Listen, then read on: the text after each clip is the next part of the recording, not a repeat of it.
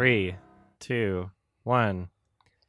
Hey, how's it going, bros? My name is Pipe, except I'm not. This is Sardonicast, and that was a lovely intro today. I think I did a really great job with that. How's it going? You did. That was a good Adam. job. I'm Adam from Your Movie Sucks. Who are these people that are with me right now? Ralph from Ralph the Movie Maker. And I'm Alex from I Hate Everything. We sound just enthused, don't we? Yeah. I'm fucking tired. I don't know. I flew back yesterday from Toronto Film Festival, and it's only like a 3-hour time difference, but you know. I understand you being tired, but Ralph, you quit Ralph's Movie Maker, now you're just playing Spider-Man all day long? Why are you tired? I was telling Alex and Adam, since I've been playing Spider-Man for like weeks, I think I have like 15 hours in it or something. Mm-hmm. Gosh. Yeah, it's amazing. It's so cool. You guys should totally play it. I'm planning on playing it. It seems fun. Good. Well, yeah, man. Have you heard like people being negative about it? Like on the internet, they're saying like the writing is bad, and I've heard the that. cutscenes are bad. And it's like, are you really playing this for the story and the writing? Like I skip all the cutscenes, the Mary Jane sequences. I'm like, okay, whatever. But like the meat of the game, which is, you know, being Spider-Man and punching people and webbing around the city, that shit is so much fun. And they have like every suit ever in Spider-Man that you can just pick as. It's great. I've seen some articles complaining that he helps cops, and I've also seen a bunch of screenshot images posted to the Gamers subreddit, GAYMERS subreddit, that are just really funny poses, I guess. Oh, what's the issue with him liking cops? I don't know. Yeah, Cops are bad. Yeah. Cops are bad. But he's Spider-Man. That's the gist of it. Are you guys aware, like, the conflict between people and cops in America? Yeah. That's kind of a thing. I wouldn't say it's limited to America. Spider-Man. Well, it's obviously not limited to America, but I'd say there's the relationship between the police and the community is not all that strong. Yeah, right America isn't the most shining example of a healthy police force. Let's just put it that way. Well, there's issues within the police force, but you know, I'm not going to say all cops are bad. I think most of them are good. Yeah, They're individuals. great. Of course. And they're saving lives and stuff. And yeah, there are bad apples in that, and there's bad apples on both sides. I wouldn't be able to speak too confidently about it to say like, yeah, all cops are great or anything like that. But I will say that people are individuals. You know, you have individuals who are assholes and individuals who aren't. Damn. See, like, people bring this into a Spider-Man game, and it's like... Yeah, like, what? It's a goofy fucking comic book hero, and he works with the police, because the police are nice to him. Like, like, can't we keep it simple? Yeah, what if it's it's a fictional representation of reality? Yeah. Where the cops don't do anything bad. It's like a version of reality we want, where, like, you know, we have these people we look up to, like Spider-Man, who are nice and good in every way. And flexible. Yeah, flexible. I always found that super weird that, like, Spider-Man in particular, you look at any of the covers for the comics, or, like, I had a Spider-Man wall calendar when I was younger, and it's just like, it's just like a muscly dude being really flexible, doing, like, yoga poses in the air, you know? Yeah, it's cool. It's awesome. Yeah, he's it's awesome. cool. I've always wondered why, because there's that one spider that bit him, right, and made him into Spider-Man. Has no one else ever been bitten by that same kind of spider anywhere else on the planet? Because there's no other Spider-Man. Got rid of them. It's just, I don't know. Yeah, they just got rid of him. It just bit this one kid who also happened to be a genius and also know how to invent, like, web shooters. And then Jamie Foxx... It's all very convenient. Jamie Foxx falls into an electrical eel vat and fixes his teeth, and then gets really sad. Yeah, that's what that does. Yeah. And then Paul Giamatti's in a rhino suit. Yeah. robbing you guys a are bank. just complaining about He was robbing plot holes. plutonium. Stop being lame. Oh, yeah. But that's what happens when you try to make, like, a Spider-Man realistic. That's what those Amazing Spider-Man movies are, and it's so fucking dumb and bad. It's creepy. You remember that scene where he's just crawling all bad. over the lizard and he's like acting like a real spider, and it's actually quite creepy to see in real life. I know. And it's like this emo douchebag is Peter Parker. It's like, where's this simple, nice kid that I liked? And he's kind of dorky. You know, that's what the new movie got right, and that's what this game gets right, even though it's fucking corny. So. Yeah, I mean, like, Spider-Man in the comics, it's more faithful, I guess, the homecoming thing. But Yeah. I still prefer Tobey Maguire, even though I can't buy for a second that he's in high school. Right. Like, that's I don't buy part that of for it, a second, but I still prefer Tobey Maguire. Oh, yeah, but they're different kinds of Spider-Man, too. Yeah. Sam Raimi was going for a different thing, I think. Oh, I love. He was going Sam for a Raimi dorky movies. kid. Like, it's still true to Peter Parker. He just did something new with it, I think. Mm-hmm. Yeah. How do you Those feel? movies are awesome. How do you feel about plot holes Plot holes? in general? Nice segue. Well, Alex Obviously, we kind should of ignore them. attempted the segue, and then you just kept going, so I'm Yeah. bringing it back. Oh. Sorry, I just love Spider-Man that much. Anyway, We know. plot holes. There's a relatively popular conversation on the internet happening where there are some decent points being made, and I do think that plot holes shouldn't be used as an excuse to avoid substantive conversation on film, or meaningful discussion on themes or characters or craft. But there's also some people that think that you literally should not talk about plot holes whatsoever, and that plot holes are not even, that you shouldn't discuss them, and that it's illegitimate criticism, and that you're just stupid if you talk about plot holes. How do you feel about that? Well, who gets to decide if something's an illegitimate criticism or not? Yeah. Is there a It's handbook? the dumbest thing. You're watching movies wrong, Ralph. Yeah, it's like someone has an opinion on a thing, and nitpicks bother certain people more than others. And then you're going to go, well, my opinion is your opinion is illegitimate because my opinion is plot holes aren't that big a deal. Yeah. It's like, what the fuck are you arguing about? Yeah. Just enjoy movies that you enjoy and shut up. Yeah, like look at the three of us, and we all rate movies on like a different scale, and we all watch things from a different context. But we don't kind of condescend each other and put each other down for like, you're watching movies wrong, or you just don't get it, like how you're supposed to watch movies. What are you talking about? That's the point of the show, is that three people with like totally different backgrounds from different countries are all talking about these same movies with different perspectives. That's what people want to listen to. People don't care if you have different opinions on things. I think we As long align as you're fairly interesting well, and you can though. articulate. I mean, we do have Yeah. differences of opinion for sure, but I think we all pretty Right. much.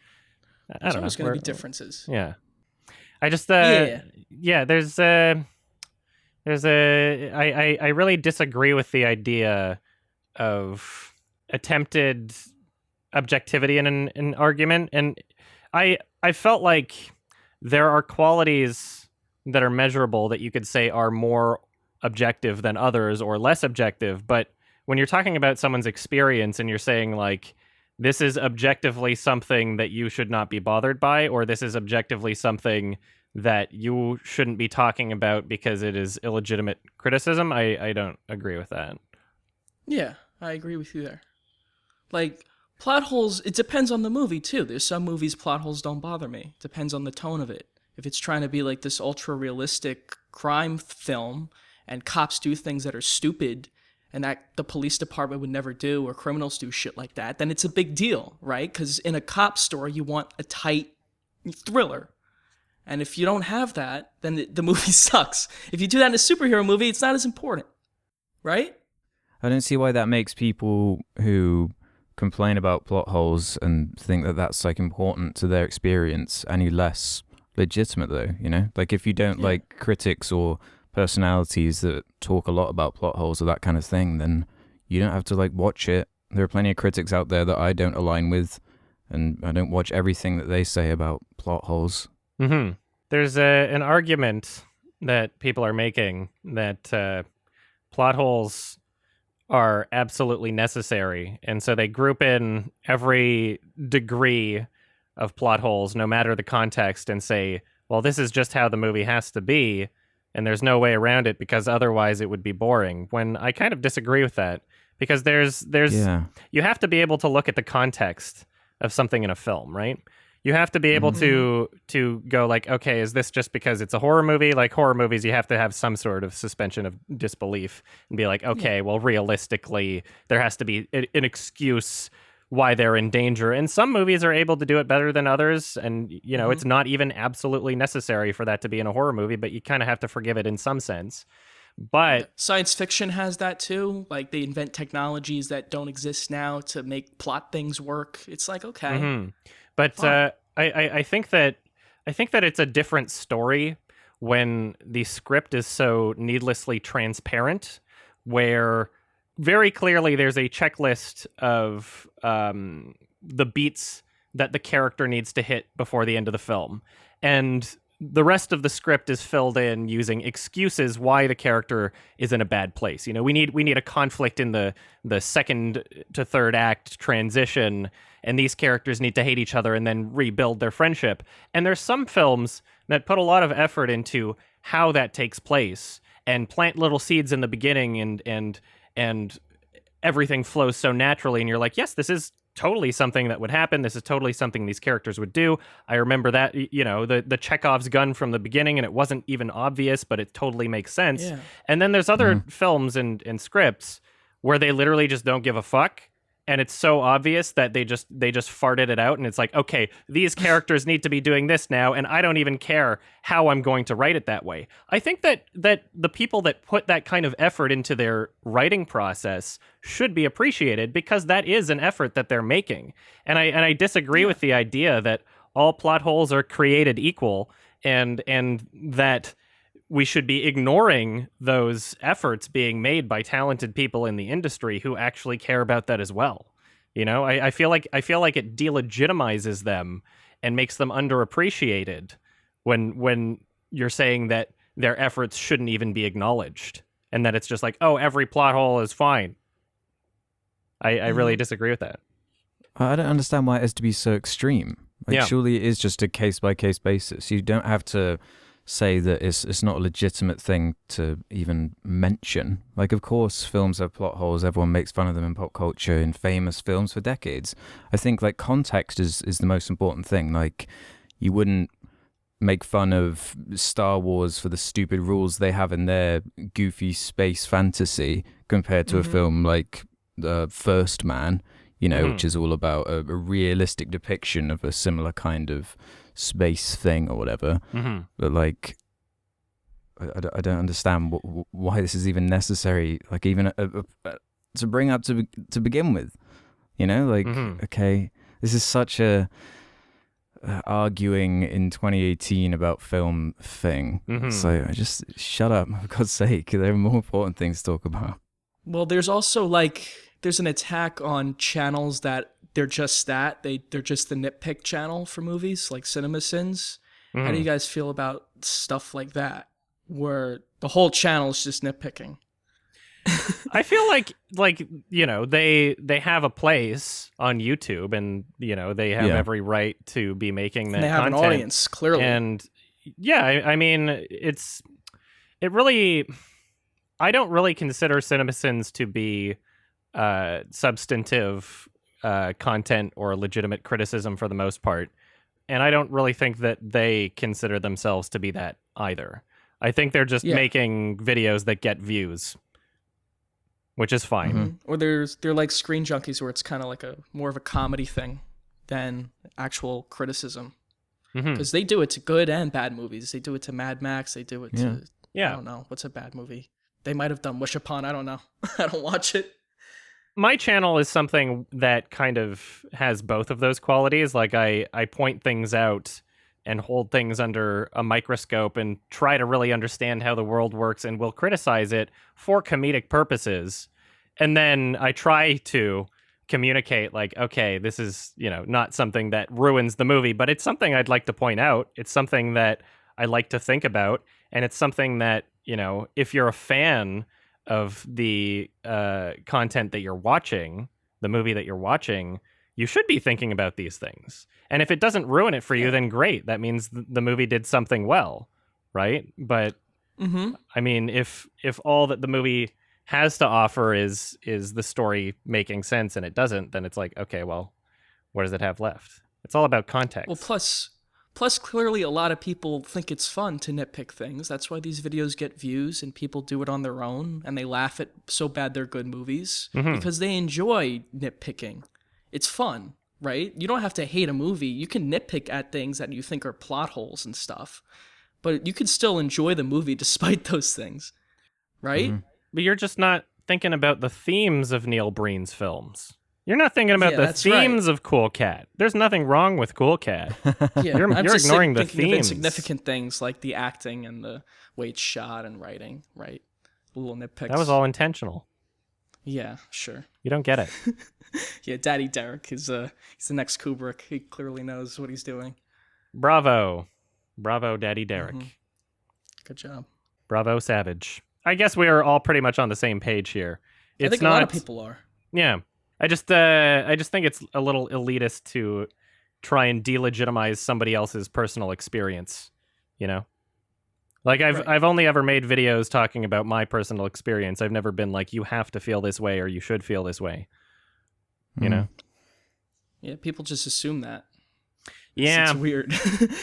When you attack something that people really love, especially if you say that you didn't care for it much yourself, cough, cough, Mission Impossible Fallout cough, then people get really fucking heated and upset, which is just so strange. I know. I enjoy different kinds of movies. It's art, man. Yeah. It's the problem when people try to turn the artwork of making movies into like this measurable science or mathematics when it really isn't as simple as that. There are a lot of different processes go into making a movie, and you know, plot holes are one small part of a very big picture. So just focusing on that seems like a weird thing to me. Yeah, it depends on what the movie has to offer too. Because there's some films where the filmmaking and presentation is just so on the bar, surface level, that everything I have to say about, you know, the acting, the lighting, cinematography, the music, everything I have to say about it could be summed up in 2 minutes. And I'm not going to waste anybody's time trying to create some grandiose poetry out of saying the same thing and make it fill up as much time as possible. And after I've already said everything I want to say about the actual qualities of the filmmaking, or even the if we want to talk about the themes, yeah, sure. After all that, if the only thing left is plot holes and I have like 40 minutes of shit to say about that, I don't see what's wrong with that. I don't think that means that I'm ignoring the other aspects. I think that just means that there's a lot to talk about in certain movies. There's like the film Amusement, there's so many things about that just like destroy the plot. There's like, it doesn't make any sense. And that's part of why I love it, is when you really delve into it and dig into what the intent was for the story made from the people that made it versus what was actually happening or what was shown, or the motivations of characters, or how quickly they teleported from one place to another, or anything like that. Like, that's part of what makes the experience entertaining for me. It's bringing a new light to something that otherwise wouldn't have it, you know? Yeah, exactly. It's fun. Mm-hmm. We have a great time doing it. Millions of people clearly like it. So almost 1 million. Well, yeah. I mean, that's not counting Cinema Sins and Screen Junkies and, you know, other channels that do it. Movie Bob, right? That's 100,000 people, 150,000 people. DSLR Guide, that's like 750,000 people. Yeah. It's that time of the show where Ralph just goes in on our two enemies. I'm a conscientious objector. I'm a pacifist. So I was at Toronto Film Festival. It was a lot of fun. I was there for 2 weeks. Basically, this is the first time that I've gone for the duration of the entire festival. In order to get your tickets ahead of everybody else, you have to order them in like packages. So you're committing to a set amount of tickets before the schedule's even out. So you don't even know what movies are playing, and you have to commit to how many tickets of things you think you're going to see, which is, kind of annoying. But this year, I got everything I wanted to, and nothing sold out before I was able to get it. So that was great. That's a plus. Saw a lot of good shit. Roma, the new Alfonso Cuarón movie, was awesome. I'm looking forward to that. How about Climax? Climax was my favorite from the festival. That fucked me up. Oh, wonderful. That was Oh, great. that was I can't wait to see it. fucked. Yeah, I don't know. I have to imagine that it's still as easy to appreciate if you haven't had like terrible drug experiences, because there is an element to the film of like cinematography that is just like mind blowing. Like some of these shots go on for like probably 15 minutes. And what's insane about it is like it's only an hour and a half long. It feels like longer, but not in a bad way. Because the whole thing is a fucking nightmare. It's insane. Oh wow. It's super fucked up, and it put me in a uncomfortable mindset for like the next day or two. Oh, I can't wait. That's the one about LSD, right? Yeah. It's like something they've been laced with it or something. Yeah. Is it like an accurate depiction? Yes. But here's the thing, though. Okay. The film never, based on the plot description and also based on him having directed Enter the Void, you would almost expect to have some sort of visual replication of LSD. You would almost expect for there to be like weird noises and like things shifting around and like computer generated effects and morphing and all that. None. Yeah. Zero. It's all about Wow. the characters and how they're reacting, and it's all so perfect in how it's executed. It's insane. It's like exactly really how interesting, people act on hallucinogenic drugs when they've taken too much and didn't know that they took it. Yeah. Or just like inexperienced people just freaking out in like the worst possible setting for it too. Well, not worst possible. I mean, there's worse settings where you could do hallucinogenic drugs, but it's a terrifying trip nightmare, honestly. So should I see it with my family? You could. Oh, okay. I mean, Let's do it. there's nothing stopping you. I don't know what your family's like. I've never met your family. They'd love to watch an LSD nightmare, like most families would. Take your little brother. Yeah, let's go. I'll bring the dog. We go to the theater. Nice bag of popcorn. Anything else of note that you saw? Well, that was my favorite. Yeah. Roma is either second or third, probably third. I think second place would be Museo, Museo, with Gael Garcia Bernal. And this is from the director of Gueros, who made a film that was almost on my 2015 list, but didn't make it. I watched it twice to see if it would be. It had a lot of promise in that director, but I just didn't think that the film was that great.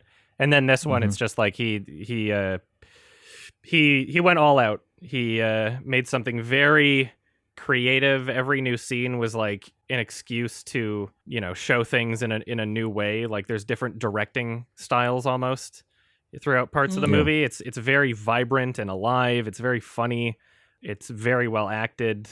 It's almost like a kind of a stereotypical heist story, but the presentation makes everything once again. I did see First Man also. It was really good. Oh, nice. Oh, cool. Yeah, I'm looking forward to that. Is it as good as jealous, man. other two? No, it's not. Oh, wow. I wouldn't say it is. No. Whatever. I mean, like it's very different. Very different. Yeah, I'm glad he's doing new things. Still really good. Is there jazz in it? Is there a jazz score? No, it's not a musical. No. Is J.K. Simmons in it? Nope. Does he yell at Neil Armstrong? Or? Nope. Okay. And then I guess just like two more that I'll mention because these are the ones that I gave high ratings. The Sisters Brothers with Dr. Steve Brule and Jake Gyllenhaal's in it and Joaquin Phoenix. And that was a really bizarre and entertaining, dramatic movie. It was kind of like fucked up at parts. It advertises itself as a comedy in the marketing material. I don't know if I'd call it a comedy, and I think that's what's putting a lot of people off. It's a little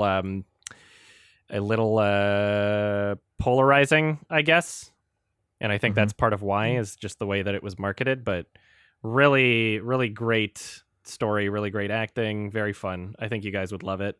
And then finally, I guess just Widows, the new Steve McQueen, which is Yeah, Windows, which is the least Steve McQueen movie Steve McQueen has made, but still really great. I don't think it's as great as his other 3 movies, but still like an 8 from me. So Wow. there's a bit of Okay. cheese in it. It feels a little like stereotypical at points, but like it makes up for it for sure. I'm jealous, man. You've seen some good stuff. You have you guys seen many Steve McQueen films? You've seen like Shame or 12 Years Yeah, a I've Slave? seen Shame and 12 I've seen Years, all of yeah. them except Hunger? Hunger. Yeah, same. Okay. Mhm. I've seen that shot though, the 20-minute Yeah, that's conversation. insane. Yeah, unfortunately, there's nothing that impressive, like as impressive as that in the new film, but Oh yeah, not that a movie needs that to be great, but it's Steve McQueen's version of a normie film. okay, Yeah, interesting. so like a really really great normie movie. A really well made normie movie. Yeah. Awesome. So I saw like 25-ish different movies at the festival. Those are the ones most noticeable or most notable. And then What's the worst one? Paul Dano's new movie, Wildlife, was the worst one I saw. Oh yeah, was Yeah, it it was- bad or was it just It was the worst really one you saw? bad. It was. I mean, Oh, I okay. I saw The Predator at TIFF, so Oh yeah. yeah, it was a mess. It looked like shit. There were no likable characters. It was one of those movies where you're just like angry the whole time watching it. Like, who am I supposed to be attached to here? Like, who's this story being told through? You know, Hmm. and just Oh, really? Alright. yeah. I thought It- people were liking that one, but we'll Oh see. yeah, yeah. I don't know why, but I'll talk about it more. And I'm gonna be making quickies for everything anyway, so I don't want to get like too into Yeah, yeah. detail. But People like yeah. everything at festivals. It's just there's always a positive reaction. It's not a Yeah. good place to gauge like yeah. There's like the actual audience reaction. yeah the new Xavier Dolan movie on IMDb. Oh. I guess just from people watching it. Oh, it used to be an 8 point something. Now it's a 6.6. It's got a 28 Metascore. Oh, no. Oh, really? Yep. It wasn't very good. Did you It see was it? a fucking mess. All right. It was it was shit. such a mess. Oh my god. Mm, that's a shame. Yeah, I'll talk about that more for sure. So sad. Yeah. It was a dumpster fire. Yeah. Still made mommy. So Mhm. Have you guys ever been to Yeah. any film festivals? Ralph? Not really. I've been to the ones where they show my movies. That's it. Yeah.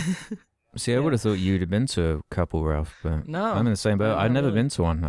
I don't even know where you even begin or what the process is there, or if there even is one. My school has free screenings for students all the time, like way before movies come out. So I usually go to those. I don't go to the festivals, hmm you know, and those are free. So The festival experience is a very fun and unique one. yeah, I feel. want to do it one day. I feel everybody Yeah, should do so it. Especially in New York, there's like a ton of great ones that I've just never been to. Yeah, Tribeca or whatever it's called. Yeah, that it? Tribeca. There's New York Film Festival. Yeah. Yeah, geez. Yeah, What's there's wrong a with lot you? of good ones. You have so much Yeah, I know. opportunity here. Are there any good ones in the UK? Berlin's supposed to be good. I know that's not in the UK, but that's not like too far away, is it?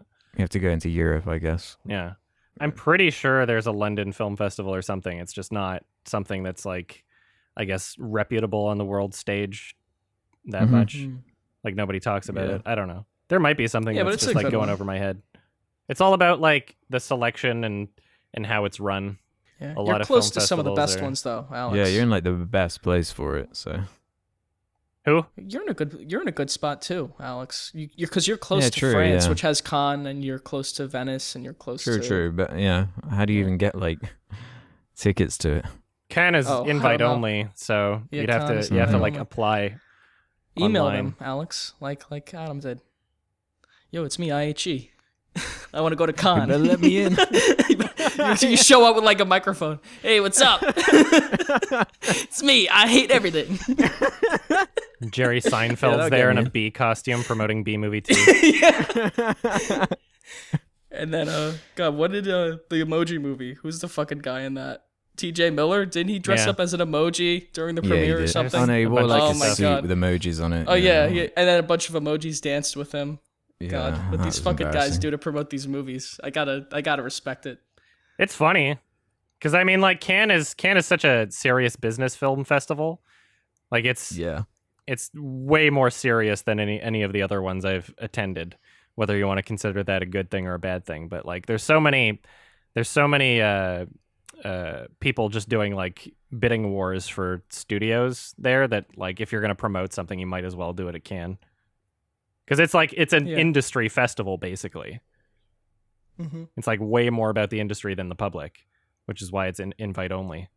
Yeah, it's very prestigious. The entire French time I was there, bastards. I felt terrified that I would do something wrong and my badge would get taken away. So I behaved. I was a good boy. Oh, okay. So when you go to one, how does it work? Because you get your ticket, but then surely They all there work are differently. so many people. Oh, right. I'm just wondering how they organize you actually getting into screenings and having everyone organized and not overflowing and stuff. So for Toronto Film Fest, you buy your tickets as early as possible. The way you do that is by getting those ticket packages when they're on sale, and also having a membership bumps you up before the public ticket packages. And then you have a window of time that they assign for you shortly after the schedule's out, where you can assign the screenings you want. And so I spend like an entire day. This year it was like a 13-hour process of just like going through the different films and being like, okay, what do I want to see? Where can I fit it in? What will conflict with, the other showings? How much time to get from one theater to the other? Blah, blah, blah. Make sure you want to be lining up like an hour early unless it's reserved seating, but they only started reserved seating like in the past 2 years. And that's only for certain theaters. And then you want to leave like a good 20 minutes of shit happens time in there before you add that on to the end of the movie, because there might be a Q&A with the director and cast there that you might want to attend, or they might start the movie a bit late. And then, if it's reserved seating, just show up half an hour early, and that's when the line will be letting in. If it's not reserved seating, then show up an hour early at least, depending on what the show is, and just wait in line. And then they let people in, and it's a gay old time. Nice. Yeah. It's Toronto Film Festival is the one that I've been to that feels the most alive. It's a very fun experience. It's for the public sort of thing. Like there's a vibe to it imagine. that makes it feel so energetic. They play the same commercials before every movie, pretty much. So like L'Oreal will sponsor the festival, and then they have the same L'Oreal ad before every one of the movies. And so with so many people attending the festival, going to so many different shows, a lot of them just wind up, you see the same ad so many times, you're going to want to make it more entertaining. So people clap along to the L'Oreal commercial. You can tell who in the theater has been to like the other shows, or like people will call out the lines that are next coming up in some of the commercials. And when they show the anti-piracy warning, everybody goes, "Yarr!" really loudly in the theater, depending on the show. Sometimes if it's a movie where it's just a bunch of old people there, then it's like you'll be the only one saying it, but it's kind of funny. But yeah, the festival has a huge energy to it that I have not really seen at Vancouver Film Festival. I didn't really see at Cannes because it was just so serious business. I would like to go to Sundance. That's one that I haven't been to that I would like to. Yeah, I want to go to Sundance one day.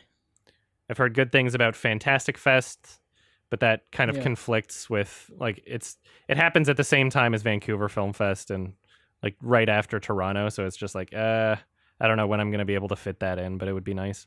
There are no good film festivals in LA, right? Which is funny because I don't know. That's where Hollywood is. There's the one that Nathan Fielder made up so he could give himself an award for that farting movie. Oh yeah. Yeah, the like East Los Angeles International Film Festival or something. And he just created it for himself? That's funny. funny. To legitimize his film. Oh yeah, he didn't want to... Was the farting movie? No, yeah, his movie was the one where he got a Johnny Depp impersonator. What's the word? I'm looking for a different word. Yeah. I think Impersonator? Okay, a Johnny Depp impersonator. He's impersonating Johnny Depp. Yeah. And he tricked a bunch of people into appearing in his movie for free, where the goal was that they would all just buy a bunch of shit from the gift shop. And then after a lawyer was like, that's illegal, unless this is a real movie. And he's like, well, I guess this needs to be a real movie now. So he created a film festival and submitted it and gave himself the award. Wow. That's hilarious. Have you guys Did you not see seen the that much Spider-Man? of Nathan For You? I have seen quite a bit of it. Oh, you got to but, watch all of it. I saw the So one where he good. sent like 30 maids in a house because he wanted to clean the Yeah. houses like really quick, and so they all just go in, and like 2 minutes Like later, the 5 entire minutes house is cleaning. clean. Yeah, 5 minute cleaning. That's it. That was really funny. There's the one where he like impersonated some other guy and then walked a tightrope to impress Yeah, this girl. the hero. That was the hero one. I've seen quite a few of them. Oh, but they're yeah, so he's good. Funny. He's You got to really watch funny. the whole show. Yeah, It's one of my favorite shows. Hmm. Nathan For You, everybody. Yeah, great show. From what I know, I've only. What were you going gonna to say about Spider-Man? I forgot. Whatever. It's just on your brain. Yeah, I'm just always thinking about Spider-Man. Beautiful Boy. Yeah, beautiful boy. You want to talk about the movie that you recommended? Beautiful Boy, starring Steve Carell and Timothy Chalamet. No, I was referring to Mary and Max, directed by Al Franken. What? Who directed it? Adam. Al Franken. Yeah. So we're going to start talking about a movie that was recommended last episode called Mary and Max. If you would like to be a part of this discussion and understand what we're talking about and also not be spoiled for the film, you should probably watch it. It's a really great movie. I think most people enjoy it. And yeah, so spoiler warning, and here we go. Mary and Max is an Australian film. It is stop motion animated. It's from 2009. It is his Adam Elliott's directorial debut, I guess, in a feature length sense. He did some shorts before this. And it's basically just an endearing, kind of like heartwarming, dramatic story about a little girl in Australia that decides to write a letter to a random person in America. And it turns out this random person is a man with Asperger's syndrome in New York, played by Philip Seymour Hoffman. And they have a very unique friendship that is a joy to watch. What did you guys think about this film? I loved it. I thought it was absolutely impeccable. Awesome. Wow. I really liked it. I'm iffy on some things, but we'll discuss it. I think it's really good, though. Mm-hmm. Yeah, that affection you have for a Fantastic Planet, I think, is what I feel towards this movie. I thought it was just brilliant. Yeah. Well, this movie has a very miserable tone, so I can see why you like it. You described it as It's not miserable. heartwarming. Yeah. It's heartwarming and heartbreaking at the same time. It's bittersweet. Yeah, bittersweet. But it's not unflinching. No, it is unflinching. Even it's like unflinching. it's not scared to show you things that you don't expect, especially in this form, which a lot of the time is associated with kind of children's entertainment. If you remove things like Anomalisa, which we've all seen, especially with the kind of wacky character designs. Yes. Anomalisa didn't really have exaggerated cartoon characters. Anomalisa's a much more sort of straightforward kind of character drama where this kind of embraces the cartooniness of the fact that it is animated and it's goofy. It's got a sense of humor, like a witty sense of humor about it. Yeah, but it's still upsetting a lot of times. I love what they did with the color, where New York City was like all gray, and then where Mary was brown, lots of brown colors. That was cool. The animation is fantastic, and the use of color is fantastic. Yeah, the animation in particular is, I want to say it might be the best stop motion animation I've seen. I was looking through like lists of stop motion animated movies that I have seen, and sure, if you just in terms of spectacle, I guess something like Kubo is impressive, but it's lacking literally everything else. Yeah. I think as a whole, it really embraces the kind of animated nature of what animation lets you achieve. You know, it takes full advantage of it, is what I'm trying to say. You know, it has the goofiness, but too. yeah, it has, and unlike something like Anomalisa, which is also brilliant, it kind of shows you more than just that film's kind of a, what's the word, like a isolated kind of singular story, where this one is showing you lots of different environments, and for every little detail and story they're cutting away to different bits of B-roll with all these crazy little miniatures and built up sets and everything. It's quite frenetic in how much you're just shown constantly and all this immense detail that they've put into everything. I think just in that regard, the animation is like, he really understood Adam Elliott, like the potential of animation and the best way to utilize it to tell a story like this. Yeah, it was very detailed. All the sets were very detailed. The city streets all had just little pieces of trash, and it just felt dirty. Like, they got everything right in terms of that stuff. So you would say that this is an accurate representation of New York? Well, it's obviously goofy, Yeah. but it captures the spirit of New York. The underground, rainy fucking night New York. It captures that really well. That, Yeah, it doesn't really sell it as a... Most movies shot in New York don't even sell it as well as this movie does. Yeah, it's not like a very good holiday location, is it? No. This movie. Well, it depends when you Australia. go. No, neither is Australia. Australia's a dump too, especially where she was.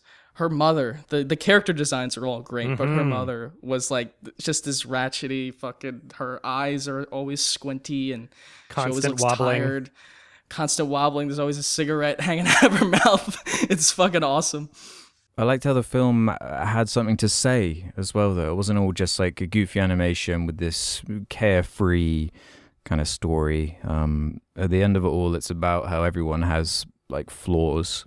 Every single character in the film pretty much has some kind of singular flaw that is pulling them down in some way. And by the end, it's kind of their journey of how to overcome it, and that it's okay to be flawed in some way. Everyone has their quirks, and that doesn't have to weigh you down. And that overcoming it and accepting it is like an important part of life and all that.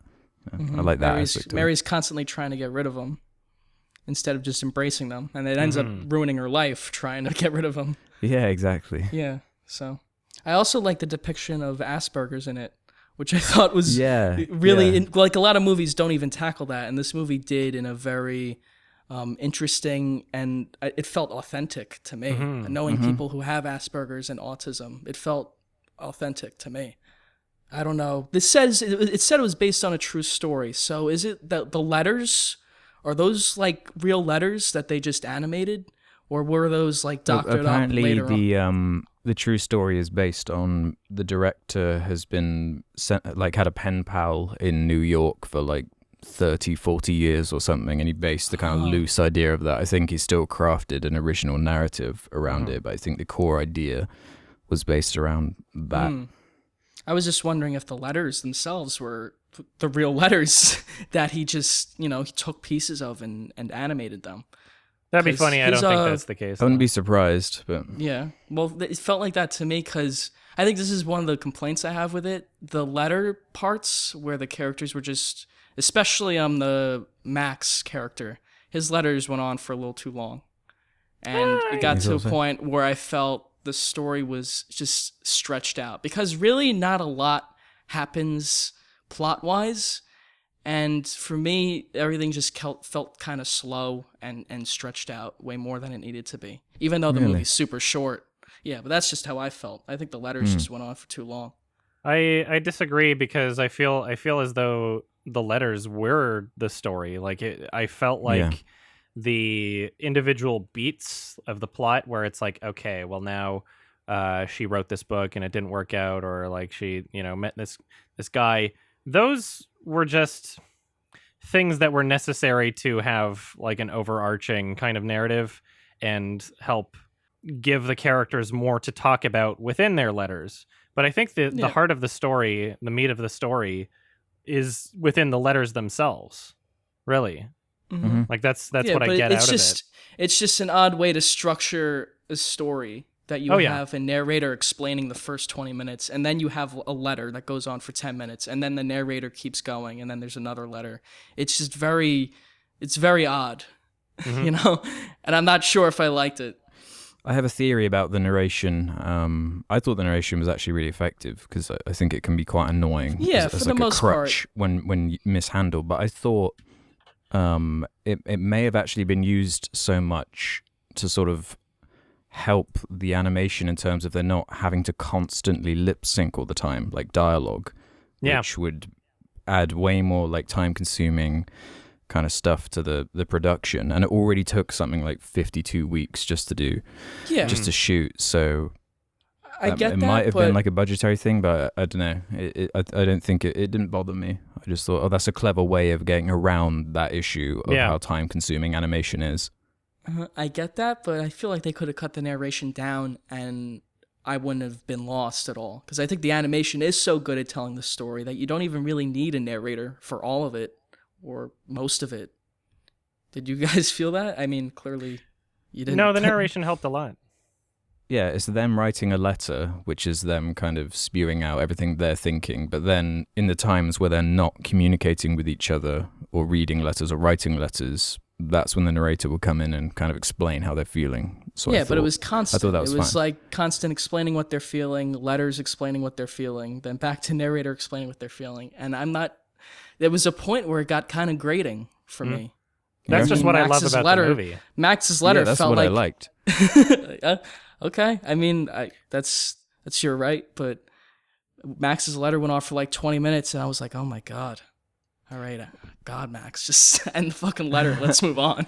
No, I just love these characters, and I love exploring them. I love how much detail we get, not just from the characters themselves, but also from the narrator. Like, there's so many uses of simile where they use other ideas to kind of describe how they're feeling. Like, you know, the first one off the top of my head doesn't really have to do with feeling, but her eyes were like muddy puddles or whatever. Like, there's always these weird kind of quirky examples that they give to try and describe something and make kind of like a parallel.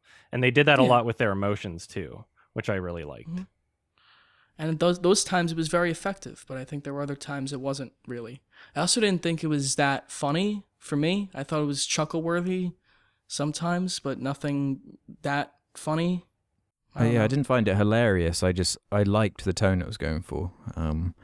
Kind of the humor from details people obsess over in reality, or little quips people make in reality. It kind of grounds these characters. And that's why they are so believable. Like you're not too keen on Max's letter going on for so long, but that's what I liked about it, because you could really see that this guy has nothing, and suddenly he has this one thing to really like harness his mind into.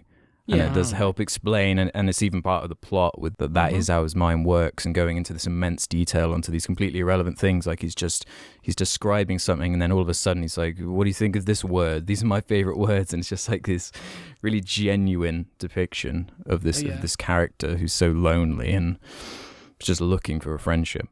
You would always end the letters with like 10 questions. What's your favorite? Blah blah blah blah blah. What's this favorite? Blah blah blah. I like that part. That's why it's realistic in terms of how it kept going, in terms of how they kept writing back to each other and, you know, responding to each other. They were always so interested in each other's lives. They were always looking for that form of connection where they could, you know, have this kind of conversation with somebody else, and they haven't been able to up until that point. I don't know what to say. Like, it was just the way I didn't like the story was paced. I just didn't like the back and forth of it, of just going from a letter to another letter to a narration. I didn't find it that interesting. Well, maybe you're watching movies wrong, Ralph. Maybe you should maybe I'm watch just it again. maybe I'm just watching movies wrong. I think there's a lot of like lulls in it. I think there's a lot of slow points. Yeah, lulls. For the lulls. Yeah. Pretty lulsy movie. Yeah. Keck. It is. But I still really liked it. Again, I agree with everything you guys say for the most part. It looked great. I didn't like the music, actually. I just remembered that. How'd you guys feel about the music? I like the music. You did? I was researching because I'd heard a lot of it before. It was from they used a lot from, what are they called? Some penguin band from like the 80s or 90s. I think they used the main song in some adverts. I'd heard it before. I thought it kind of fit that character as the Mary, her kind of theme. Yeah, I liked it. What did you not like about it? I don't know. I didn't like it. I did like the use of music in that one part where he was typing the letter and they played like classical music behind him. The song is literally called The Typewriter, by the way. Oh yeah? Awesome. Well, that part was great. The rest of the music, not so much. I assume most of it was original compositions for the movie, and those I didn't like so much. I felt like tone-wise, the songs worked perfectly for the film. I feel like they emphasized the emotions that were intended by the film and helped bring a lot of energy to it in some places. And I guess my biggest issue with the music would just be how many times they played the main theme, because even just not including like the different variations, like there were some transitionary pieces, I guess, where they kind of reprised it in different ways. But if we're only talking about like the piano part of da da da ba ba da ba ba ba ba da da da, that I counted 6 times on this watch, and I was like, I mean, like I had always felt like it was too many times, and this time I actually bothered to count because I knew I would want to talk about it. Yeah, I feel like it probably should have been like 3, maybe not 2. 6. 3 would have been fine. I didn't like that song, so not even once for me, but okay, twice would have been tolerable. Yeah, if you don't like that song, I could see that getting really annoying. God. Yeah. There were a few things like that. His letters, I don't know. I don't want to sound like a downer, like I hated the movie. I thought it was so good, but there were those things about it that took away a lot that I think... I mean, I think it's more personal for me, too, because clearly those things don't bother most people. It didn't bother you guys. But, no. Yeah, I just feel like there was something missing. It's keeping it from being great for me, you know? Yeah, I know the feeling. Excuse me. Speaking of burps, there are lots of like fart and poop jokes. Constant farting and pooping. I just saw your Letterboxd review, IHE. You said I liked all the farts. That's what I mean about how it does embrace that kind of goofy character thing they're going for with the animation. Like I watched a bit of the what's his face, Adam Elliott's short that I think won the Oscar in like 2000. Harvey Crumpet. Yeah. And that is very similar in terms of that kind of thing, with the very like over the top, expressive, goofy farts and noises and stuff like that. And I like that kind of stuff, man. It's what makes animation so like unique to me. Yeah, I love how it's kind of like juxtaposing in a way, because you get those, and then at the same time you're dealing with like alcoholism, suicide, you know, like all of these very adult conversations, and it helps keep the movie from being needlessly gloom. You know, it doesn't need to be an entire depressing experience. It can be a bit of both. You know, it has a lot of heart to it, and watching it this time, I was, you know, I went into it with the thought of like, I wonder if this could be considered for kids, and you know, quickly I was just like, nah, it's not a kids movie at all, really. Yeah, I mean, I don't know what age you should watch it, but like it'd have to be like, they can't even comprehend the emotions going on. 12, really? Like, I think you can't comprehend the emotions these people are feeling. Oh yeah, I guess because the little girl. I mean, you could. I mean, this movie's dealing with like depression and fucking pill addiction, you know, lots of heavy stuff that I think you can't really process till you're 18 or, you know, a little older. You reckon that old? I mean, yeah.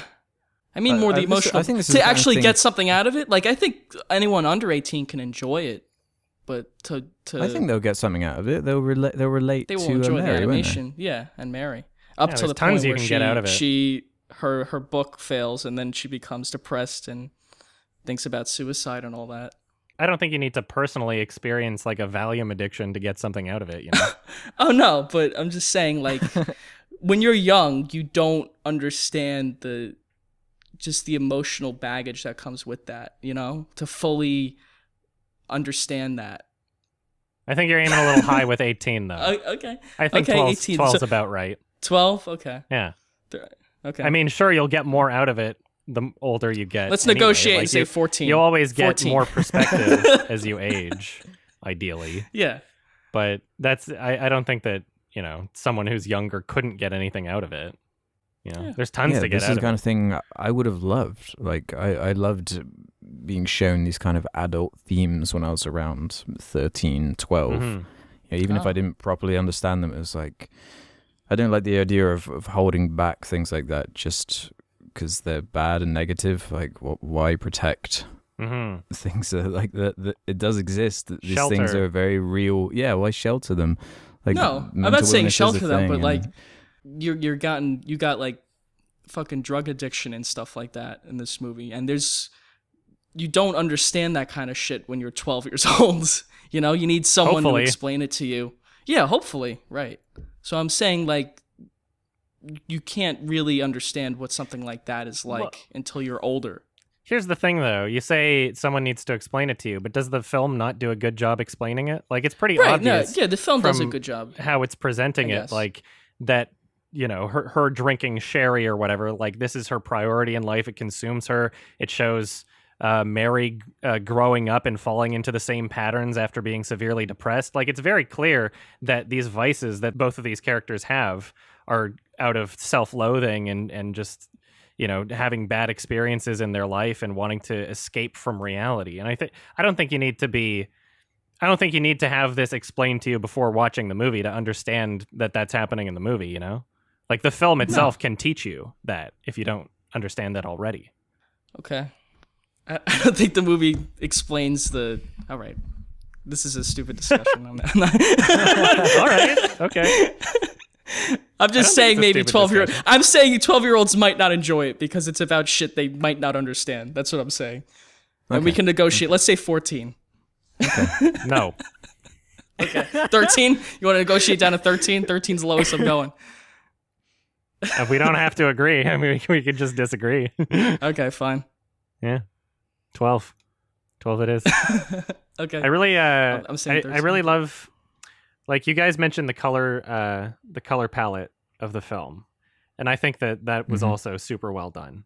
I love how not only is it very rare to see animated or even stop motion animated films with such interesting and intentional color palettes, but I also like how it's kind of like metaphorical in a way.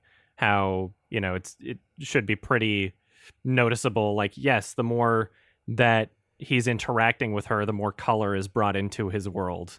You know, she's literally giving life into his experience, if that makes sense. So Yeah. the light of his life, yeah. Yeah. And he does the I same love thing to that. her. When he sends over the dolls, whatever they're called, they're all black The and white. Noblets.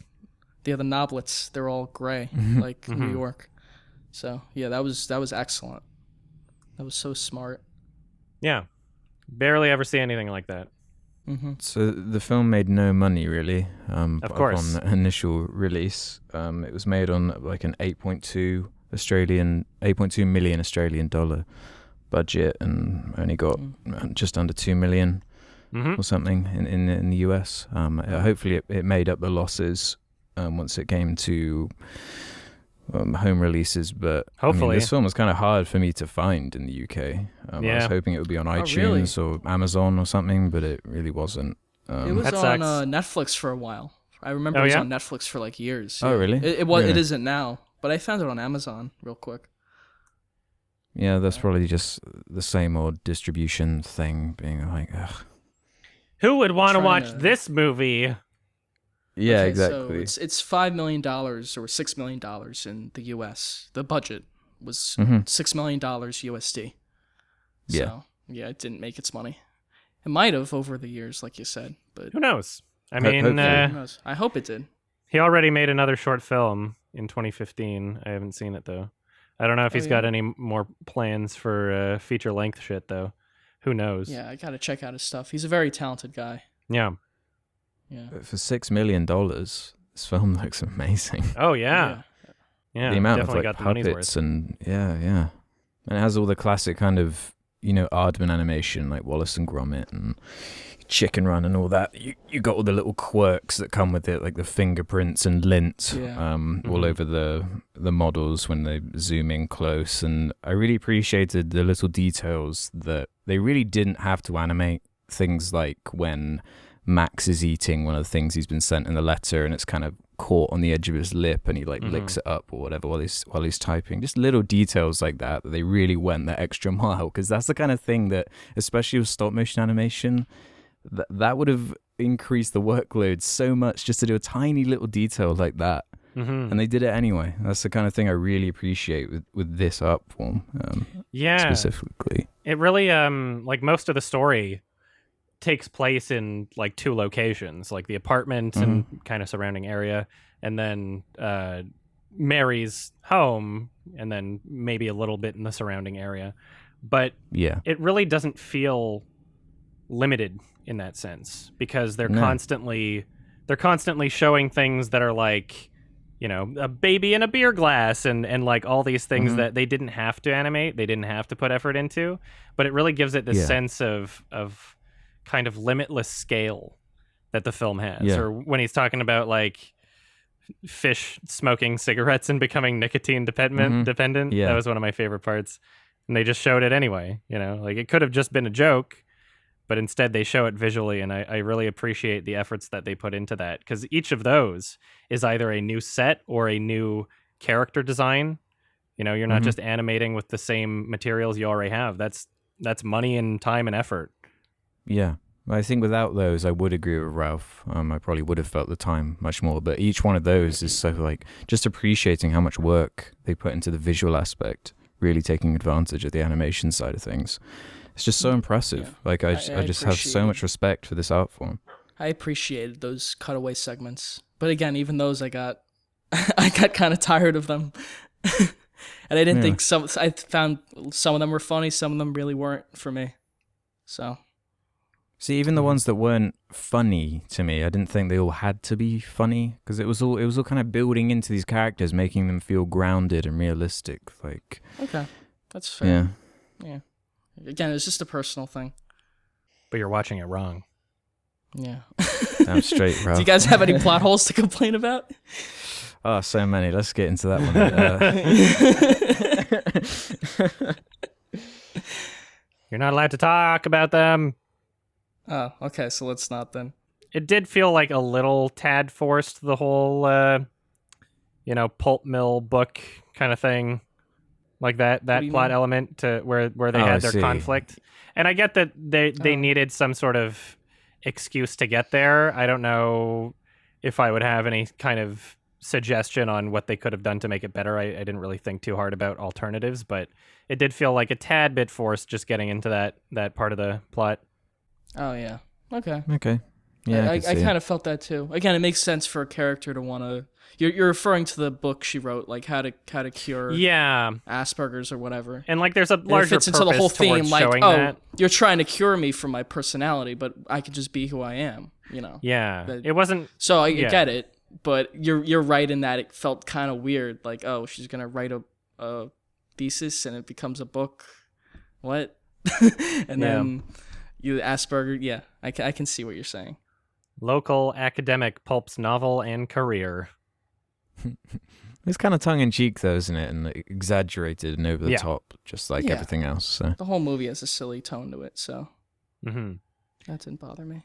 Yeah, I feel like overall, what we get out of the characters from each of these things happening is worth more than, any kind of like tiny inconsistency or exaggeration or nitpick. Because really it's not a movie that relies on a kind of tight-knit action-reaction kind of story structure where it's like this needs to happen and then that turns into this and that turns into this. And it's like, yeah, that's there. There are beats in the story that move it along.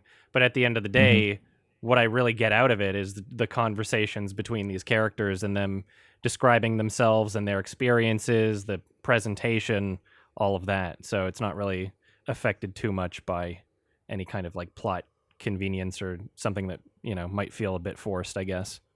Yeah, What was your take on Philip Seymour Hoffman's performance? Oh, it's amazing as usual. Yeah. Yeah, I thought it was You could excellent. hardly just even voice recognize acting. him. Yeah. If you didn't tell me it was Philip Seymour Hoffman, I would have been like, wow, I wonder who they got. Yeah, he really disguised and his Mary voice. was good too. Did they actually get like a younger kid to voice Mary? Because it I said don't know. Yeah, they did. introducing. Oh, they did, because she was good. I mean, for a kid. Mm-hmm. Very great voice acting. You could Mhm. you Even could Eric watch. Bana, he was the stuttering guy. Oh right? yeah, Yeah. He was very good. A lot of big voice actors in this, even though so weird. like it doesn't. Well, It big seems like a actors, small yeah. movie, but you got like this Oscar caliber cast. Yeah, I Like guess Tony 'cause- Collette is Yeah, Tony grown Collette. up. Yeah, Mary, so yeah, that was great. very simple, very effective story, and I would give this one a 9 out of 10. It's a little too simple. I felt it was a little You're a little stretched too out. simple. I Yeah, felt it was a boy. little stretched out. Pacing was a little weird.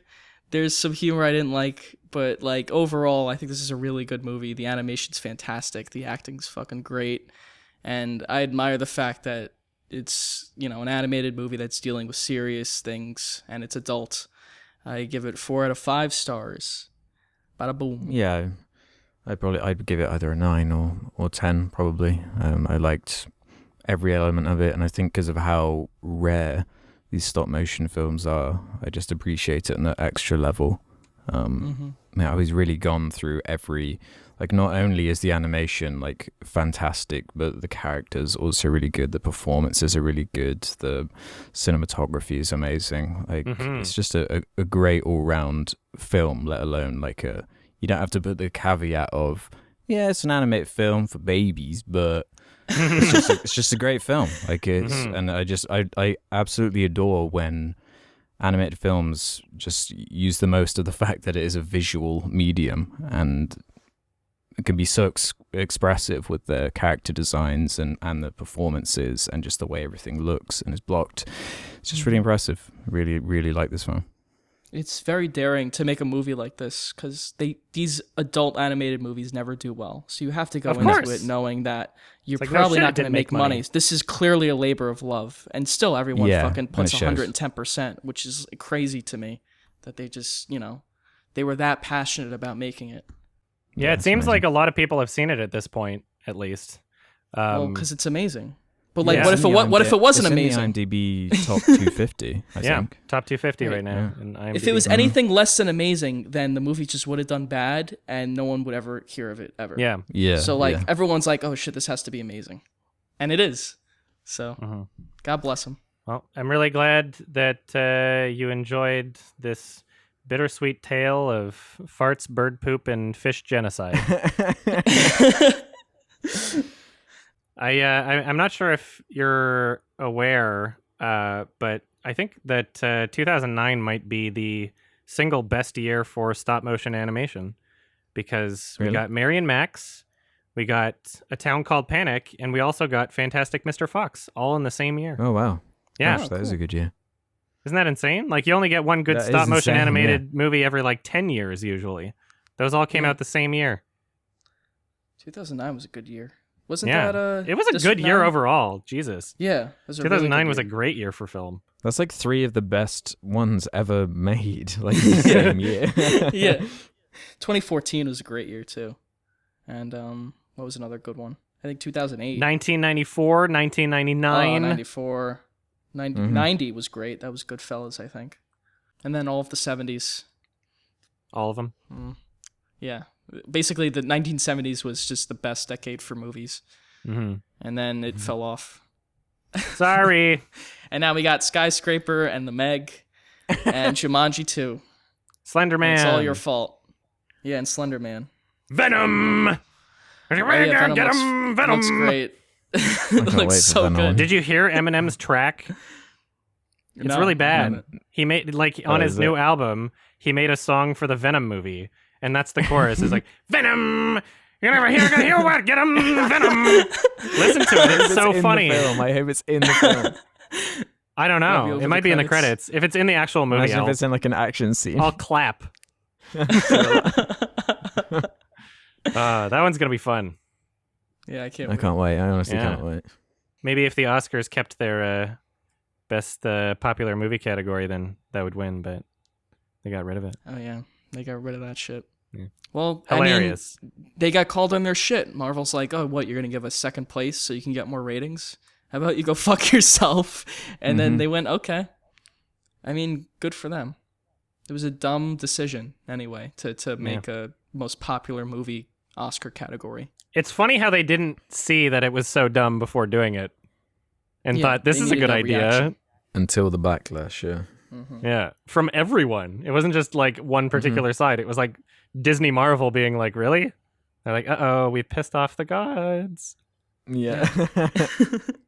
You don't fuck with the mouse. Yeah. All right. You want to do some questions?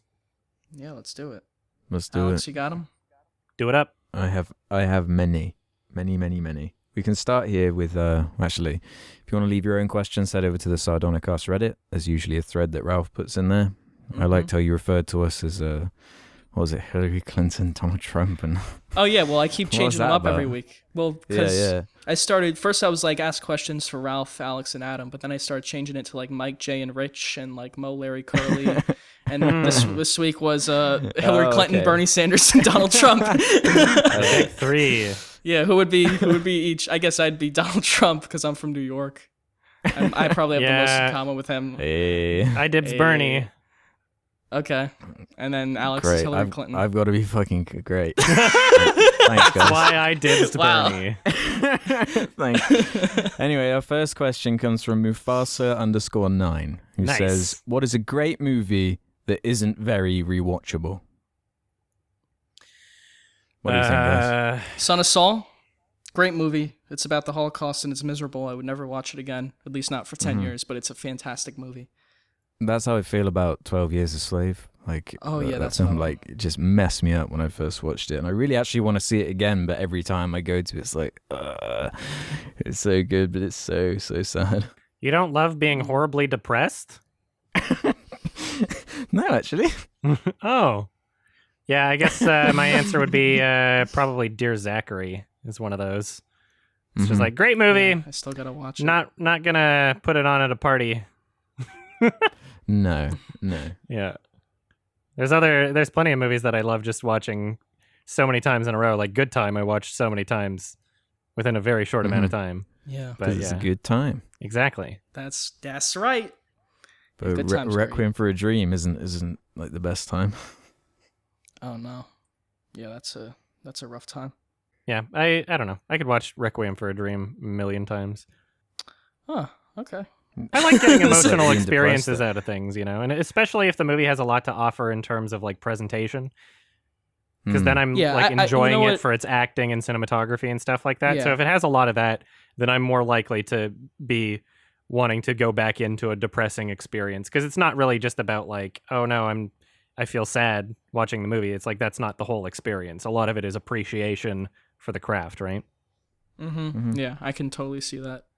Well, we have a good one from Make Good Make Better, who says, "Is calling a film or any piece of media overrated a valid criticism? Have you ever disliked a movie simply because it's held in such high regard?" It's a difficult Overrated. question.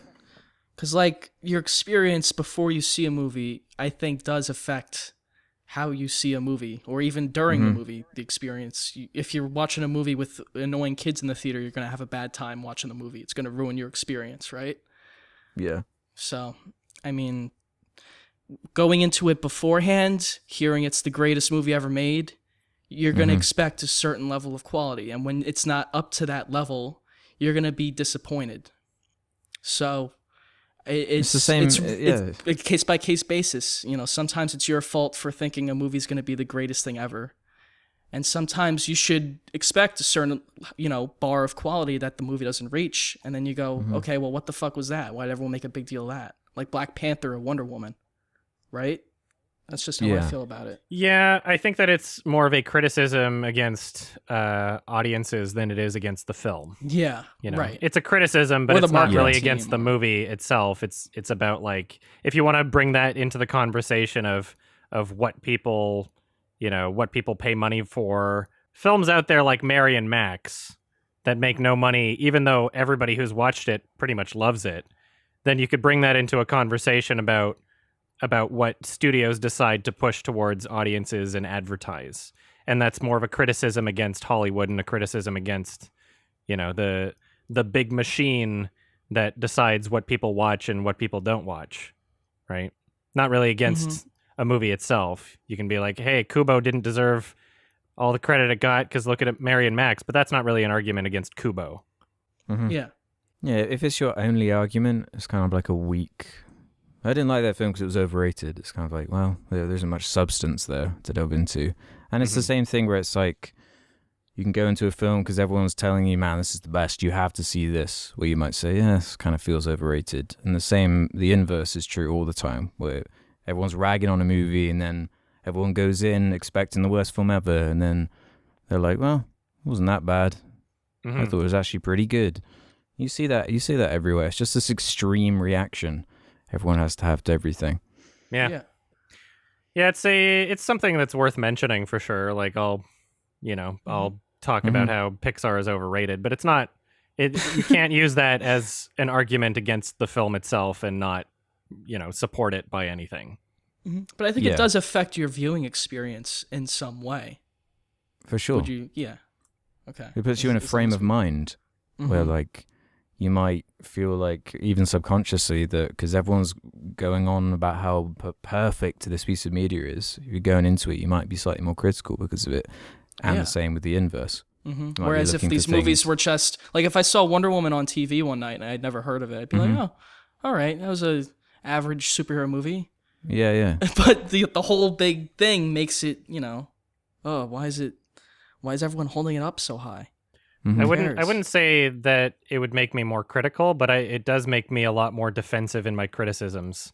Because if I can anticipate that people are going to have a huge issue with me just not liking it as much, then a lot of the time I'll try to sort of preemptively address arguments that will inevitably be made against my position, sort of thing.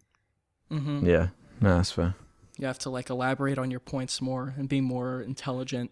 Whereas if you're talking about something with, no buzz, like Slender Man. Well, yeah, you could just say a bunch of shit and call Joey King ugly and whatever. No one will care because it's it's Slender Man. No one cares. It's the bandwagon. Right? Yeah. Ride this train. People love that. They love getting on the bandwagon and creating this whole hype train. And then there would be a group of people who think, you know what, Slender Man wasn't that bad. It's pretty underrated. Yeah.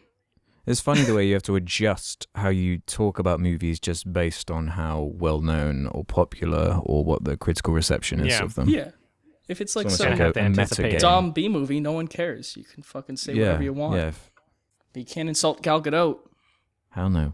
No. Gal Gadot. Sexist. What actually is it? Is it Gal Gadot or Gal Gadot? Or... I think it's Gal Gadot. Gazelle. Really? Yeah, Gal Gadot. Gazelle. Okay. I've said it wrong many times. I'm just going to call her Wonder Woman. Career. That's fine. Yeah, just call her Wonder Woman. So user Owen Poe has left this little juicy one for us. What are your viewpoints between British and American humor or comedy in films? Quite vague, but how do we feel about the cultural difference there? It's like anything else. America does it the best. British humor. Really? Way to go, Ralph. Really? No. It's a case by case basis.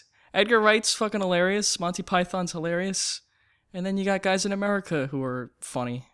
But you can't name. I'm trying to think of one. I'll think of one. When because a lot of the time Tyler Perry. Tyler Perry. That's a great one. It kind of seems to affect television a bit more. Like in the UK, we come up with some amazing comedy, whether it be something like The Office, Peep Show, In-Betweeners, whatever, and then inevitably America gets hold of it and remakes it. Have you seen the? Yes, I think there's a Peep Show American remake. The Office is probably the most famous one.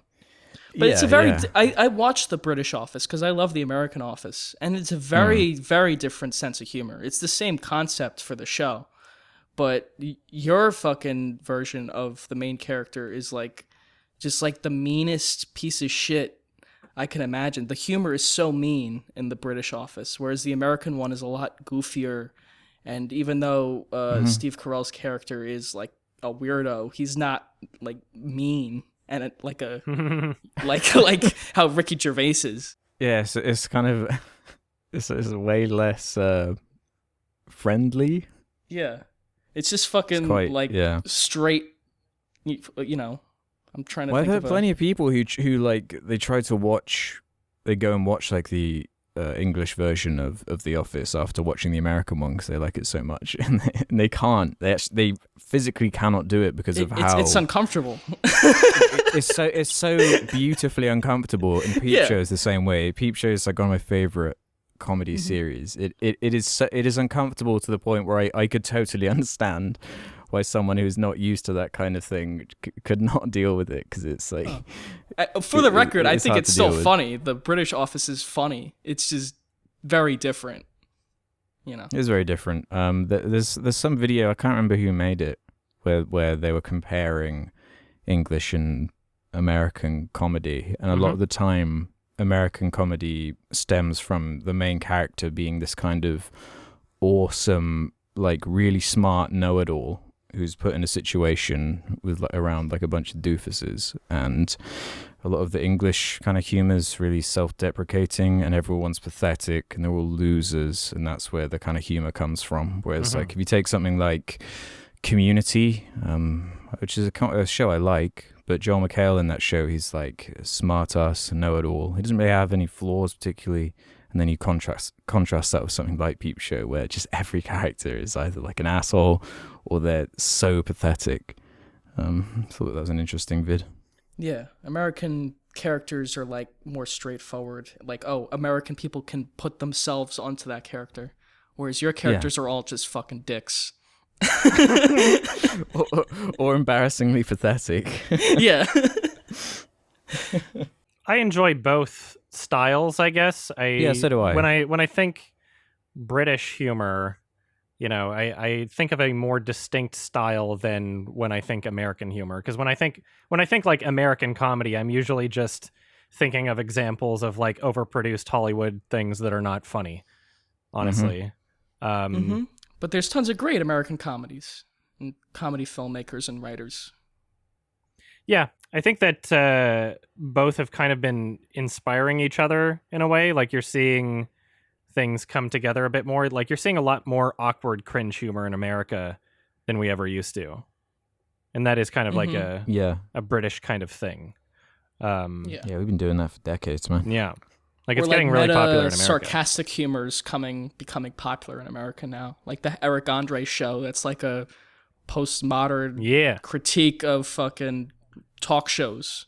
Bird Eric Up. Andre just like makes Rick and Morty, Bird Up, Deadpool, that or kind of stuff. Rick and Morty, right? Like just mocking past art forms and mocking the, you know, how professional and mannered they are. We'll have some character come in who's like a fucking moron, and he just yells and breaks shit like Eric Andre or Deadpool. You know, that's We have some what Americans awful like shit now. You have some in the awful UK, shit. though. We have some Yeah, awful like shit too. Big Bang Theory, Mr. which is Bean? about to end. What do you guys think of Mr. Bean? Oh, Mr. Bean's I funny. love it. Mr. Bean's funny. Come on, dude. Wait, you're hyped for the new movie that's coming out, are you? Oh, well, Oh, that's he's not a got Mr. another Bean movie? Yes. The Mr. Bean I movies can't are no believe- good. Are you talking No, but about he's not- Johnny English? Okay, yeah, Johnny That's English. not a That's Mr. Johnny Bean English. movie. Come on. I, Yeah. okay, no, yeah, Rowan Atkinson slapstick comedies then. You don't like Rowan Atkinson? Sure. I love the original No, show, I like, Mr. Bean. I like classic Mr. Bean. Yeah. Okay. Yeah. That shit's okay. I awesome. don't like the movies, and I don't like Johnny English and all that kind of stuff. Okay, Of course. okay, that's fair. He was in Yeah, that's Scooby not Doo the also same for anymore. one scene. He was scrappy, wasn't he? Oh. No, oh, was he?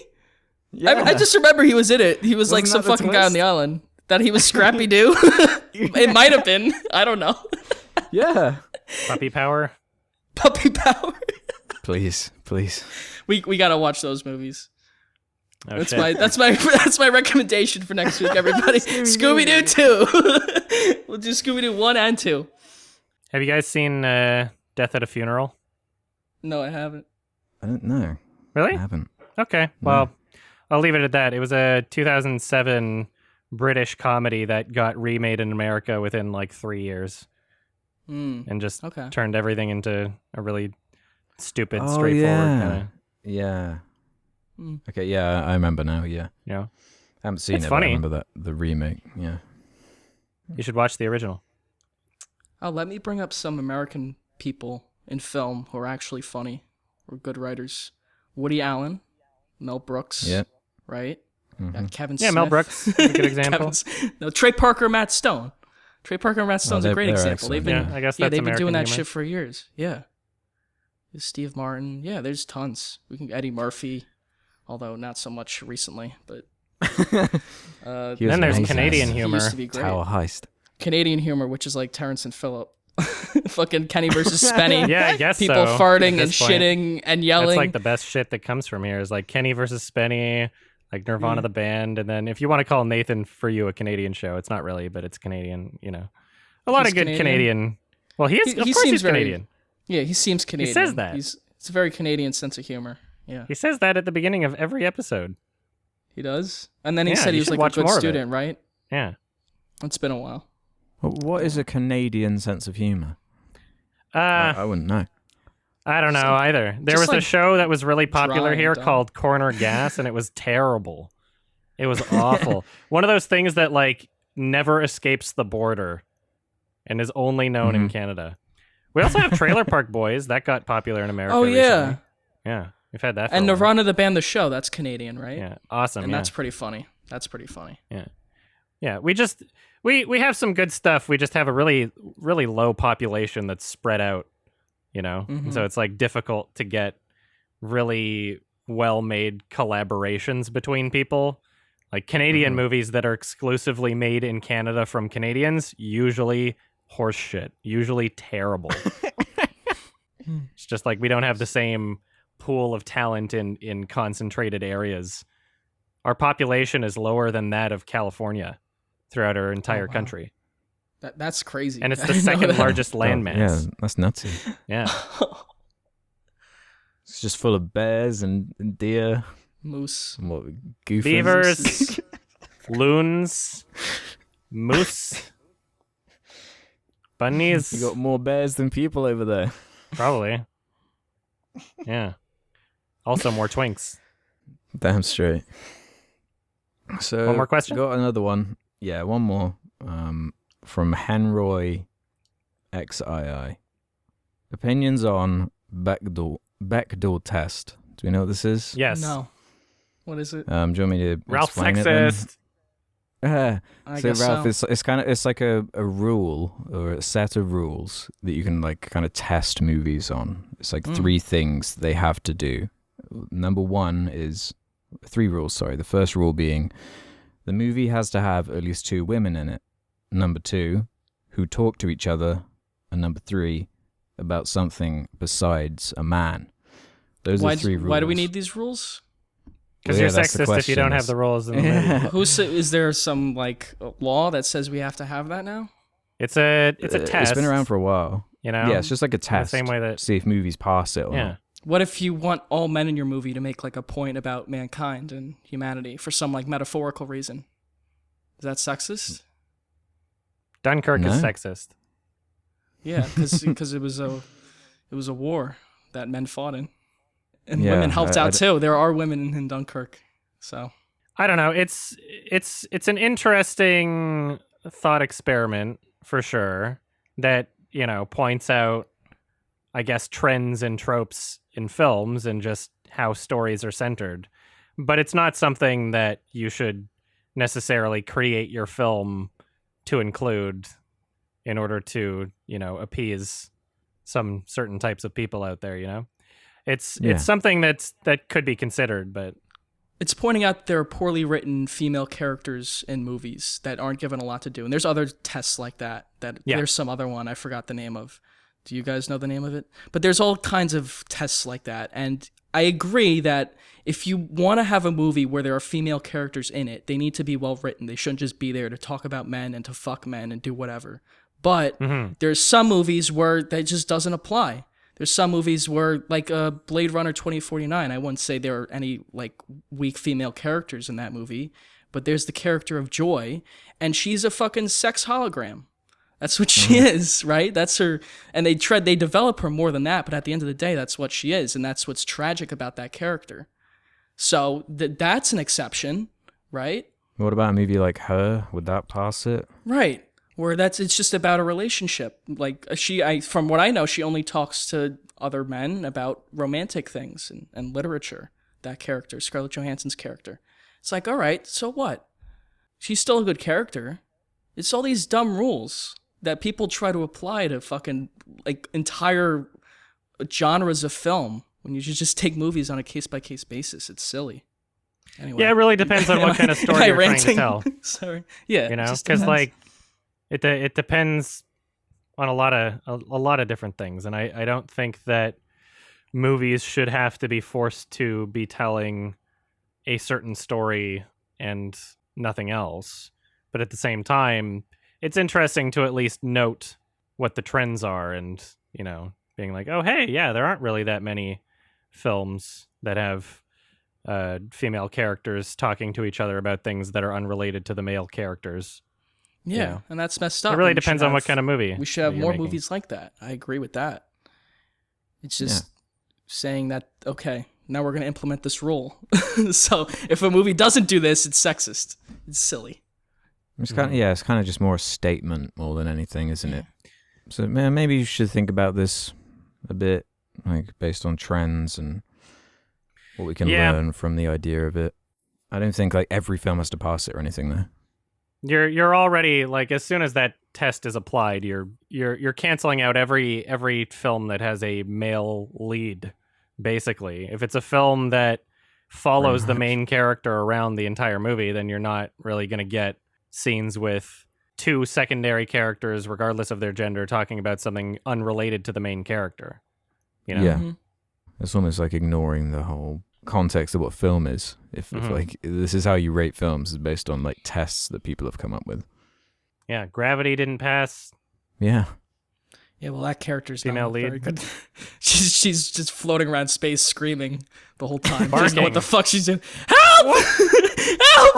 Oh yeah, then she's barking because she's gonna die. Oh, I'm so lonely. Oh, Sandra Bullock. Do that again, Ralph. That's I such don't a. even remember You that. are The a thing furry. is, all right. There's such a. That movie is really good. Except for fucking Sandra Bullock and George Clooney. They fucking ruined that movie with George Clooney's like dumb acting. And then you got Sandra Bullock just yelling. Yeah, it was really poorly cast movie. She's so bad in that movie. Yeah. So bad. Oscar nominated bad. I don't know. She belongs in like The Heat with a Melissa McCarthy. That's what she belongs in. She doesn't belong in like these Oscar caliber movies. She sucks. Yeah. I mean, Gravity's proof. That movie's it relies on her being good. The whole movie's on her shoulders, and she's like, fucking in that cockpit. It's so bad. Help! And then George Clooney's like, I'm coming, don't worry. I don't know. Yeah, I don't buy her performance in that movie at all. No, I don't buy either of them. It's George Clooney fucking in a space spacesuit, and then Sandra Bullock screaming and flailing her arms for an hour and a half. I would rather have nobodies in the movie. Yeah, you know? Then it would have been like good. Everybody We're that like watched real that astronauts. movie. The whole point of watching that movie is that it was like a special effects Marvel, right? Mm-hmm. Like that was the whole point. You don't need Sandra Bullock and George Clooney in the movie. You really don't. It's better without just them. two better actors. Probably the only way it got made, though, isn't it? Yeah, Or right. Alfonso Cuarón. It's like, I've got this great idea for a movie, and then and then George whoever's Clooney's like, handing over "I'll the give you money." Yeah. Yeah, there were two other actresses that he tried to get, and I think didn't work out, and then wound up settling for Sandra Bullock. She stinks. Yeah, she gets the money, and man, Sandy Bullocks. Sandra Bullock. God. Stay in comedies, please. Didn't she win an Oscar for The Blind Side? I think so. That stupid movie. Yeah. That dumb shit. Yeah, that Wait, was that not a won very an good Oscar? movie. really? Oh, it Pandering. Yeah. Pandering. Lame. White people save the day again. White people saved a black kid, and then all the white liberal people in the audience are, oh! And they're jerking themselves off. How progressive they are. Bunch of fucking dicks. Oh, whatever. I found out who the original cast was. I just barely found it was right it? now. Angelina Jolie was originally cast. dropped out. Right. Then Natalie Portman turned it down after They she would've been announced her better. She would pregnancy. have been better, yeah. Rachel Weisz, Naomi Watts, Marion Cotillard, Abby Cornish, Carey Mulligan, Sienna Miller, All these Scarlett great Johansson, actors. Blake Lively, Right. Is it Rebecca just every Hall, actress? and Olivia Blake Wilde Lively. were all subsequently tested or approached for the lead role, and Sandra Bullock got it. Wow. Well, it was. I don't think it was an acting decision. It was a money. No. It was a financial motive to that decision. 100%. I think Carey Mulligan would have done a good job. Oh yeah, I bet any of them would have done a better job than her. Mm-hmm. Yeah, Why don't you just get Melissa McCarthy in the spacesuit? that would have been Fumble awesome. around. Woo! Did you see that new movie with the puppets she's in? No. Did Have you anyone seen see it? that? I've avoided I didn't that. see it. That looked There's no way fucking I'm terrible. watching that. That looked like the worst Garbage. movie ever made. The Happy Speaking of Time American Murders or whatever comedies. it's called. Yeah. Yeah. Oh my god. Yeah. What a That shame. is, Cool concept, just ruined. Yeah, I don't know. You can only ride on the concept Yeah, for so exactly. long before it becomes annoying. Like, ooh, isn't it funny that this presentation doesn't typically have grotesque, immature humor in it that's made for adults? Yeah, that's Well, that's guess all what? it is. Lame. It does. But they could have done like a Who Framed Roger Rabbit type thing, and actually like develop the That world takes a bit, work but- though. That takes Make intelligence, a good talent, and movie. work. Yeah. Yeah. Let's just sit the actors down and have them say fuck a few times, and then he can silly string for cum or whatever. Cum, I silly like the string, that's what he part was where doing. Melissa McCarthy falls. Yeah. God. I love when she falls. Mm-hmm. She should have been the puppet, the main puppet. She's a corporate puppet. George Clooney could have been one of the puppets too. Hey, it's me. Hey. That's not a great impression, but go on. I thought it was that's all- brilliant, Ralph. Just keep going. That's all he does. He fucking just. I mean, I can't do the body language right now. Just watch the Eric Andre impersonator. Oh, yeah. No, the Eric Andre George Clooney impersonator. Yeah. That's how I see George Clooney all the time now. That fucking guy. That's funny. Rippity rap rap-a-roo rappity roo. That's good. Anyway, right. I have a movie to recommend for you guys if you're That's interested. Right, So you got to watch this by 2 weeks from now when I post it, or when we record our next episode. The name of the movie I'm recommending, it's a thriller indie film called Ben and Arthur. You guys Nice. are really gonna enjoy it. It's interesting. It's very sad and emotional, so get ready. But Ben and Arthur. you'll have a good time. 2002? Mm-hmm. Ben and Arthur 2002. Wait. Okay. Why are you All chuckling? Why are you chuckling? Nice. Okay, cool. No, I'm excited. I'm actually really excited. Good. Yeah. I've heard It's got about a good this. poster. I'll give you Yeah. that one. Great. All right, Awesome. Great. all right, man. Thanks, Ralph. All right. No problem. You guys are gonna love it. Oh, I will. Oh, Okay. dude. I'm hyped. I'm hyped for this. Yeah, so. I'm hyped too. I'm I just hyped read for the tagline. The tagline? Yeah. Only the power of love can defeat a holy soldier on a mission. Is that what you just read? Yeah. Oh, dude. This is great. Okay, yep. Thanks, Ralph. I've actually never seen this movie. I've just heard about it. Yeah. I've heard about it. And I've seen some things, and I'm like, all right, I think this will be a good pick. Is So, it going to be on iTunes? I hope so. I don't know where it is. I hope you can find a copy. Yeah. That's part of the challenge. It's part of the fun. It's part of the fun. Yeah. Part of the It'll experience. be like the Neil Brain system where you have to like go to his site and give him money Yeah. and then demand what movie you want. You have to like bypass through, right? But put instructions that you actually want, like double That's down. part of it. That's fucking crazy. That's such a convoluted system. Yeah. I'll be emailing the director of Ben and Arthur to try and get my copy. It's not on iTunes, by the way, in the UK. Sweet. I hope we can all All find right, let's it. put our orders in. Yeah, I'll find it. We'll figure on this Amazon or out. something. Anyway, thank you all for watching or listening to this episode of Sardonicast. Watch the movie before the next episode because we're going to be talking about it. And you don't want to be spoiled for Ben and Arthur. You definitely don't want to be spoiled for that movie. We're going to spoil the shit out of it. So if you want to hear these episodes early, head over to sardonicast.com. You can pay $2 a month and get these episodes when they're edited before they're public. Also, patreon.com/Sardonicast. You can do the same thing there. All right, boys. Thanks. Sorry, I just screamed. It's just I saw how much Ben and Arthur costs on DVD in the UK. Oh, great. Oh. Worth it. £88. Holy shit. Dude, that's how good this movie is. Okay? It's a collector's item. Yeah. It'll be worth more in 10 years. Don't worry. It's like an investment. It's going to be like some priceless artifact. Thank you, Ralph. I appreciate No problem. Yeah, thank you. We needed to change it up. There's been too many great films here. Yeah, too many good films. We need some fucking even out. shit. We need to smear some shit in our eyes and ears. Yeah. All right. Thank you for listening, everybody. Bye-bye. Thanks, everyone. Bye. Bye-bye. Bye.